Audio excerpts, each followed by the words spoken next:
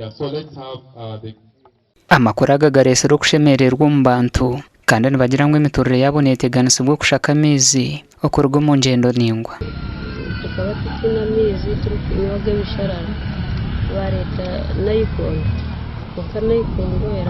erafa umutabureyo yasa amezi aganigije akorwa mu byari 12 omagomborora gatari gamwe na gamwe omukibare east nituja kuba twasigaza egomborora ya bwiza kandi plan ejya harupapura yo kucunda amezi kuruga mpanga kugendera kimwe bwiza. Manager wa National Water and Sewerage Corporation muri Kamwenje oyine task yo kwegesa abantu abanyakamwenje because mu rubazo rwawe ubwike miso kubanisa ubworo because abantu babino ubworo barashashuraga mizi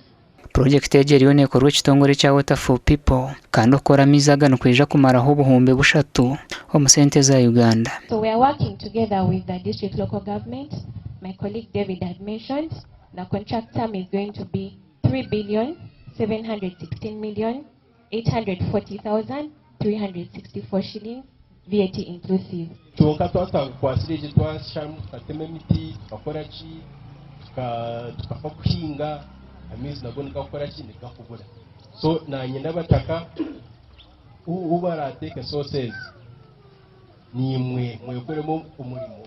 utarinda Water for People utarinda district bahemiti kubyara Gasha kwa Anthony Twine.